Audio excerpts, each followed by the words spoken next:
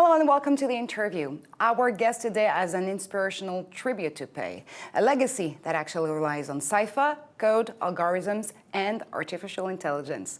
Sir Dermot Turing, Alan Turing's nephew, is our guest today. Great to have you here. Hello. So Alan Turing broke the Nazi code Enigma in 1939, which gave the UK and its allies a very definitive advantage when it comes to winning World War II. So for those who might not be that familiar with Alan Turing's work and story, how would you define it today? Well, I think he's most famous for this work that you described on the Enigma machine. It was the way that the Germans were concealing their secret messages was to encipher them using a machine, the famous Enigma machine. And the problem with the machine is it was very difficult to work out how they had set it up every day. So they hired Alan Turing because he had this background as a mathematician, and he'd been thinking about machine techniques for logic, and so essentially it was a marriage between the mathematical approach to how you deal with problems of logic and machines with the code breaking. And so he invented this machine called the bomb, which was used to find out the way the Germans had set up the Enigma machine, which changed every day. So he'd done that right, as you say, right at the beginning of World War II, which enabled the Allies to discover the German secrets for the whole of the war. And he's also the father of modern computing and accountability through the Turing machine, as we know it now. At the time, was it more about trying to build a brain than actually trying to be the basics of what we know nowadays as artificial intelligence? What he started to do immediately after World War II was to begin work on the world's first programmable computers. And this was it was the logical next step from the work that he'd already been doing. But once you've designed a computer that can be reprogrammed, he started thinking about where that might go. And very soon after World War II, he designed some circuits which could be used to teach a machine so that you could actually have machine learning. It was a very threatening idea in the late 1940s, but certainly his paper that he wrote on this in 1947 is the first paper about artificial intelligence. It's more than just a computer that can do complicated calculations. It was the kind of intelligent machinery that we're used to today. But actually, AI, short for artificial intelligence, of course, is so diverse and so various in terms of many different technology and science we can actually use to build it. Would you say that today AI is just a new buzzword? I guess it is a bit of a buzzword, but it's actually a very important and exciting new field. Everybody knows when you go shopping online and then the computer suggests to you things that you might like, and it's doing that based on your preferences, your shopping history, and it has learned from data that you had no idea you were giving it. It's very clever, the way that when you go through passport control, that the computer can work out whether it's the same person that's in the passport. It can do it better than a human being. That's very clever. So these things, I think that it's with us today. I think the really interesting question is, where might that go in the future when it becomes even more clever? And yet, there's still some technological phantasmagoria, if you may, linked to artificial intelligence, just for the reason that we have maybe in the Silicon Valley some AI Cassandras, such as Elon Musk, predicting that maybe World War III will actually come because of killer robots. And people standing in the middle saying that maybe Skynet and Terminator are not for tomorrow yet. So where do we stand actually on the level of AI we're actually using in our daily lives? I think what you have just explained is a real problem in AI research, because anybody who wants to ask difficult ethical questions about what a future super intelligent artificial program might be like is immediately closed down. You're not allowed to talk about that. And the reason you're not allowed to talk about it is, oh, you're fantasizing, you've watched too many science fiction movies, and you think that robots are going to take over the world. Let me give you a story.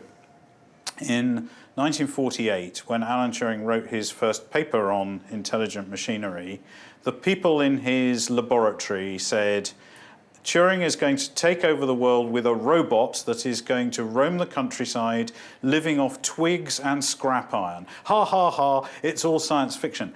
And he was trying to have a sensible discussion about what are the limits? Do we need limits? What might a super intelligent machine be like? Should we control it? What should we be afraid of? What should we be embracing as a positive contribution?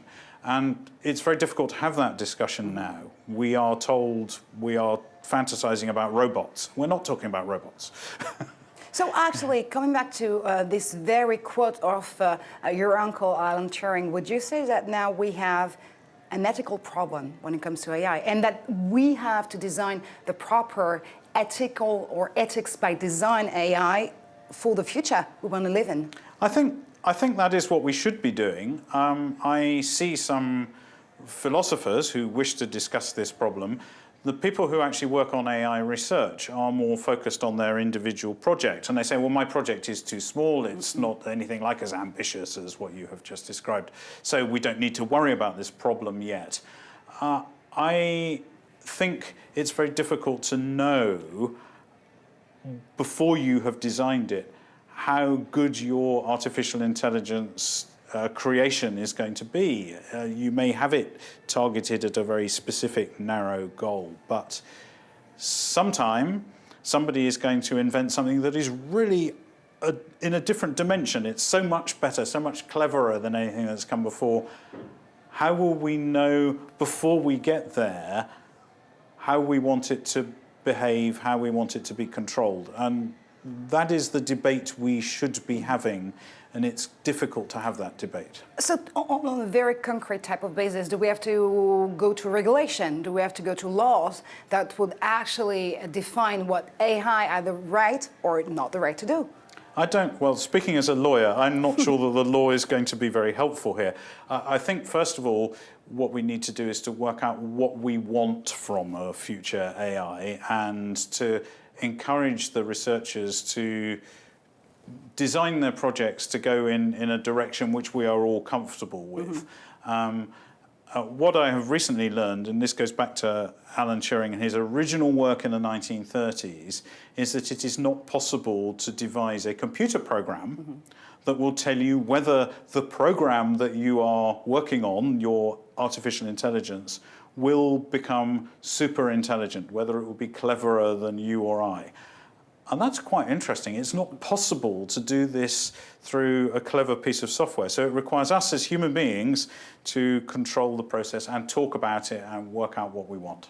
Putting human at the center again. Let's go back to the story of your uncle, of Alan Turing, the personal one, because it's actually what is so moving in his story. I mean, genius has always an evil part, I guess.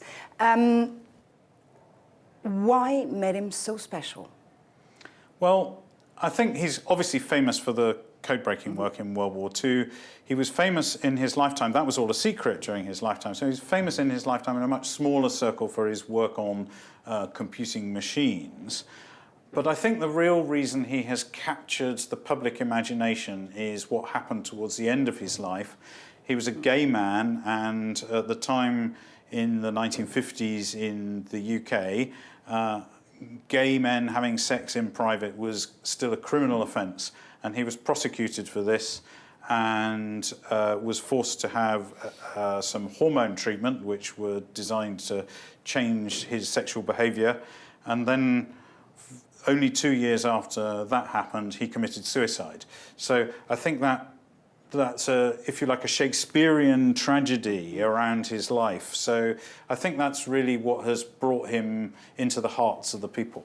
And you actually fought for correcting this historical injustice. And your uncle was actually granted a royal pardon in 2013. So my question is more about you than about him here. I mean, were you looking just for a scientific type of rehabilitation? And what's the driver here? Why did you fight for it? Well, okay, so before the royal pardon, there was an official government apology given by the previous UK government, which the family had been very keen to support, because that was like an apology by the government for the mistreatment of a scientist, and that seemed like a very fair and sensible thing to do. The pardon was much more controversial, so I didn't fight for the pardon. Okay. There are two problems with the pardon.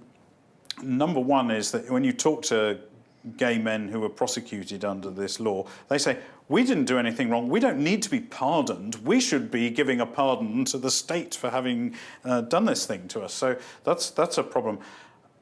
The other problem with it is there were 50,000 men who were prosecuted under this law, and to single out one of them just because you've heard of him is not fair to the other 49,000. So the pardon I found much more difficult to support. It's got better, slightly better, with a new piece of legislation which came out last year, which gives a pardon apparently to the other 50,000 men. There's just one problem with this too. The pardon is given automatically to men who have died. But if you are still alive, you have to apply for your pardon. And it's very difficult to satisfy the conditions for getting a pardon. So I'm afraid I do not think that justice is yet complete. Thank you so much, Dermot Turing, It's been a pleasure. this perspective. More news to come on France 24, of course.